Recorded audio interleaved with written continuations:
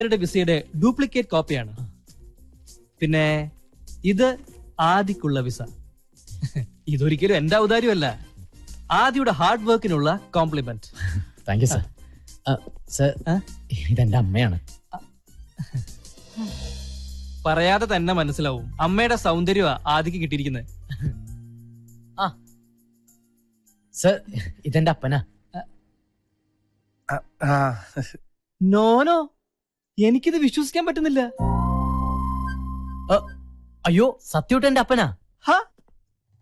ഇത് ആദിയുടെ അപ്പനാണെന്ന് കണ്ടാ പറയില്ല.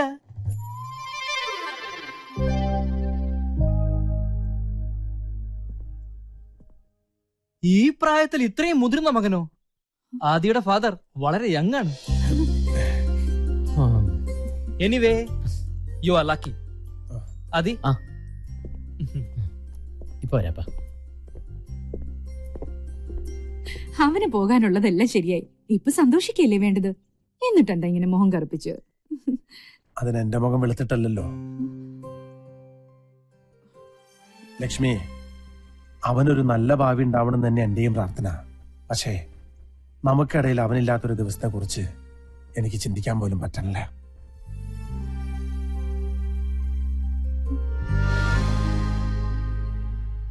അപ്പൊ next Monday hotel White City. Okay sir.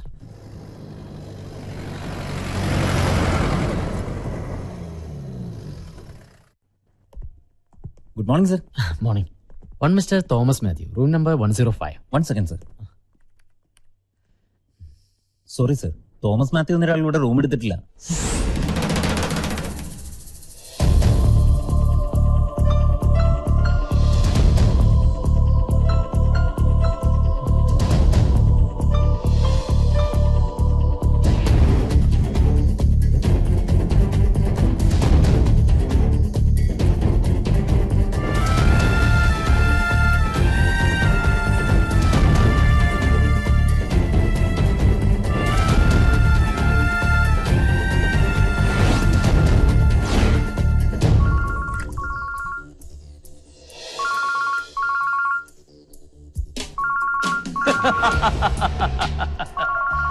അവനാ ആന്റണി ആദിത്യവർമ്മ. അവനിപ്പോൾ ഹോട്ടൽ വൈറ്റ് സിറ്റിയിൽ എത്തിക്കാണും. ഞാൻ ഇങ്ങോട്ട് പറഞ്ഞ വിവരം പാവം അവൻ അറിയില്ലല്ലോ. ഏക് ബുദ്ധു ഹേ ദുനിയാ കാ നമ്പർ 1 ബുദ്ധു.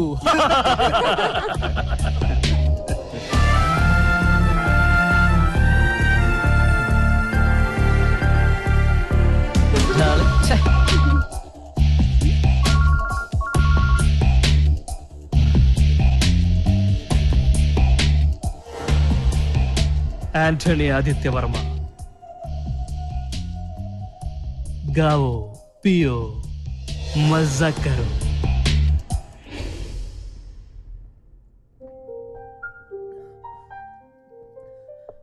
എടോ, ദിവസവും നമ്മൾ പത്രങ്ങളിലൂടെയും ചാനലിലൂടെയും ഇതുപോലുള്ള നിരവധി ചീറ്റിങ്ങൾ അറിയുന്നുണ്ട്. എന്നിട്ടും നിന്നെ പോലൊരാൾ അവന്റെ വലയിൽ വ്യാജ മേൽവിലാസവും മരിച്ചുപോയ ഒരാളുടെ പേരിലുള്ള മൊബൈൽ ഫോണും അവൻ നിന്നെ സമർത്ഥമായി കബളിപ്പിച്ചിരിക്കുന്നു. സാറിന് എന്തെങ്കിലും ചെയ്യാൻ പറ്റുമോ? ആദിത്യ, നീ തന്ന പരാതിയിന്മേൽ അന്വേഷണം നടക്കും.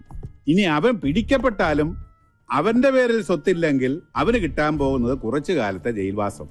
അതുകൊണ്ടൊന്നും നീ മീഡിയേറ്ററായി വാങ്ങിക്കൊടുത്ത 40 ലക്ഷം രൂപയുടെ ഉത്തരവാദിത്വത്തിൽ നിന്ന് നിനക്ക് ഒഴിഞ്ഞു മാറാൻ പറ്റുമോ?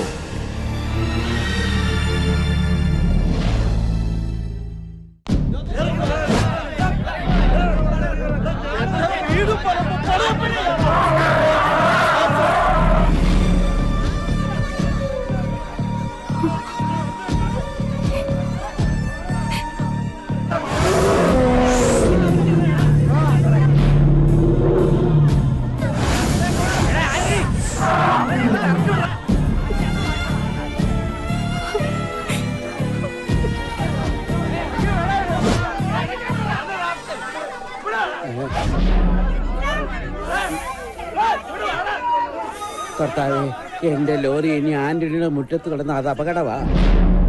എടുത്തു മാറ്റിക്കളയാം. ഇനി അവൻ ഈ വളയം പിടിക്കണ്ട.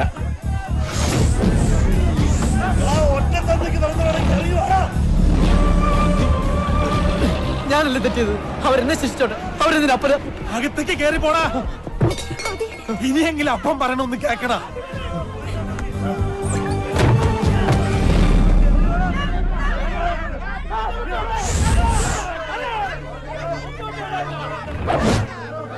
മതി, നിർത്ത്. ഇനിയൊന്നും പറയരുത്. ആരെയും കണ്ണടച്ച് സ്നേഹിക്കുകയും വിശ്വസിക്കുകയും ചെയ്യുന്ന ഈ ആന്റണിയുടെ മകൻ ഒരു അബദ്ധം പറ്റി. എല്ലാരും അവനോട് ക്ഷമിക്കണം. അവനെ ശപിക്കരുത്.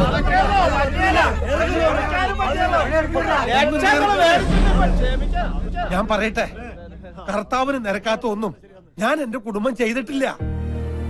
ഈ വീടും സ്ഥലം വിറ്റിട്ട് ഞാൻ നിങ്ങളുടെ കാശ് തരും.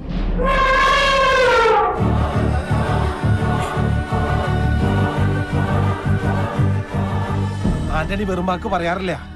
ഒരൊറ്റ അപേക്ഷയുള്ളൂ. അതിനൊരു അല്പം സാവകാശം എനിക്ക് തരണം. എല്ലാരും പിരിഞ്ഞു പോണം. ആന്റണി പറഞ്ഞിട്ട് പോവാ. മാറ്റം കളനെ.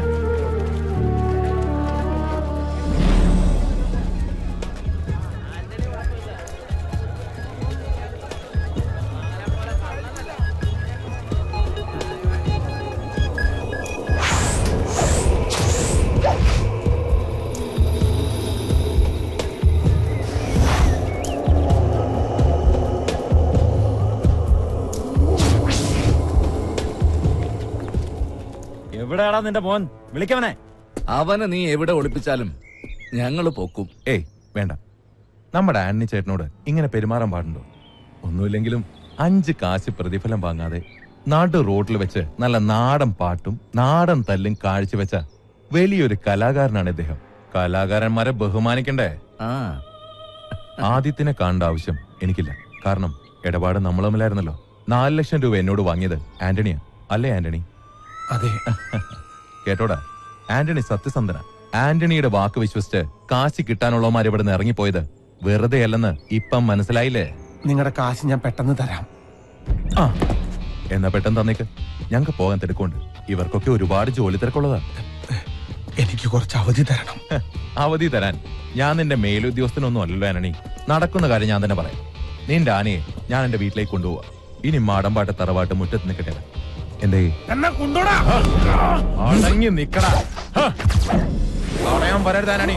തടയാൻ വന്ന ഈ മുറ്റത്തിട്ട് എല്ലാത്തിനെയും വെട്ടിനുറുക്കി ചോര കൊണ്ട് എന്നെ കണക്കെഴുത്തള്ളും. വിളിക്കണം നമ്മുടെ ആന ഡ്രൈവറെ.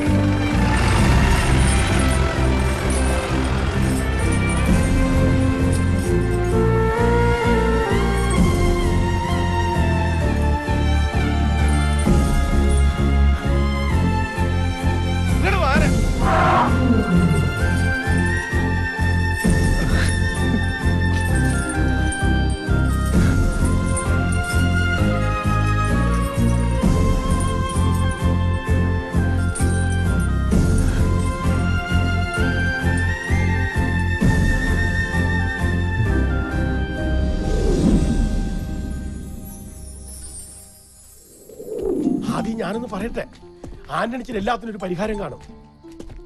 നാട്ടുകാരെയൊക്കെ ആന്റണിച്ച പറഞ്ഞ് നിർത്തിയിട്ടുണ്ട്. നാട്ടുകാരുടെ മുന്നിൽ പിടിച്ചു നിൽക്കാൻ ഒരു പക്ഷെ എനിക്ക് പറ്റിയേക്കും. പക്ഷെ അപ്പന്റെ മുന്നിൽ ഇനി വയ്യ. കാരണം ഇതുപോലൊരു മകനെ സ്നേഹിച്ചൊരപ്പൻ ഈ ലോകത്ത് വേറെ ഉണ്ടാവില്ല.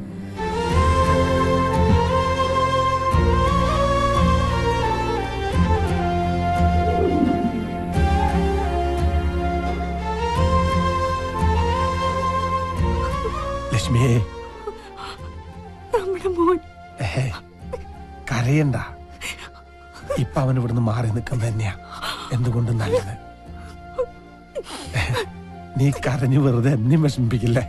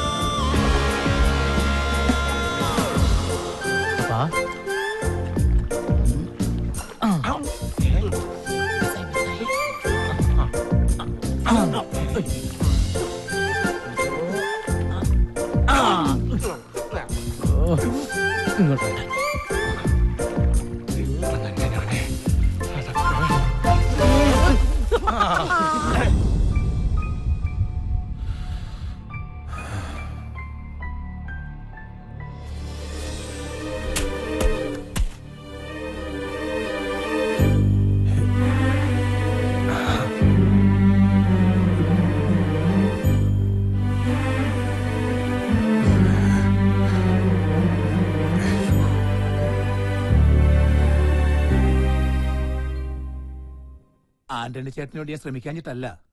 ചേട്ടനറിയാലോ, എന്റെ ഈ സ്ഥാപനത്തിലൂടെ ഞാൻ കാരണം പലർക്കും ജോലി ലഭിച്ചിട്ടുണ്ട്. ഈ നാട്ടിൽ തന്നെ പലർക്കും ഡ്രൈവറെ ആവശ്യമുണ്ട്. അവരെയൊക്കെ ഞാൻ വിളിച്ചതാ. പക്ഷേ ആന്റണി ചേട്ടന്റെ പേര് പറഞ്ഞപ്പോ പലർക്കും താല്പര്യമില്ല. അത് മറ്റൊന്നും കൊണ്ടല്ല, ലക്ഷങ്ങളുടെ കടക്കാരനല്ലേ, ആ പേടി കൊണ്ടാ. നിന്നെ അതെ, ഇന്നത്തെ പത്രത്തില് ഡ്രൈവറെ ആവശ്യമുണ്ടെന്ന് പറഞ്ഞ് ഒരു പരസ്യമുണ്ട്. പക്ഷെ ഇവിടെ ഒന്നുമല്ല, അങ്ങ് നഗരത്തിലാ. അവിടെ ആവുമ്പോ ആനണി ചേട്ടനെ ആർക്കും അറിയില്ലല്ലോ. താല്പര്യമുണ്ടോന്ന് മുട്ടി നോക്ക്.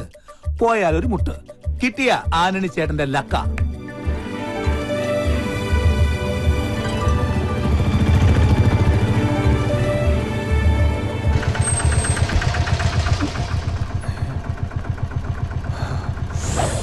മിന്നൂസ് ഗ്രൂപ്പ് ഒരു നെല്ലിക്കൽ സ്ഥാപനം കേട്ടിട്ടില്ലേ? നൂറ്റാണ്ടുകളുടെ പാരമ്പര്യമുണ്ട് ഈ നെല്ലിക്കൽ സ്ഥാപനത്തിന്. അന്ന് തുടങ്ങിയ ബിസിനസ്സാ. ഇന്നിപ്പോ മിന്നു ഗ്രൂപ്പിന്റെ കീഴിലില്ലാത്ത ബിസിനസ്സുകളില്ല. ഡ്രൈവറെ ആവശ്യമുണ്ടെന്ന് അറിഞ്ഞിട്ട് വന്നതാണല്ലേ? പക്ഷെ നോക്കിയിട്ട് തന്റെ കാര്യം പോക്കാം. ഇവിടെ നല്ല തുമ്പപ്പൂ പോലെ വെളുത്ത ആളുകൾക്ക് മാത്രമേ ജോലി കൊടുക്കൂ. കാരണം എന്താ, ഈ നെല്ലിക്കൽ കുടുംബം രാജവംശത്തിൽ പെട്ടതാണേ. അത് തന്നെ പോലുള്ള നീഗ്രകളുടെ രാജവംശം അല്ല. വെളുത്തിരിക്കണം, ഇല്ലെങ്കിലേ വെളുപ്പിച്ചിരിക്കണം. മിനിമം ഇത്രയെങ്കിലും.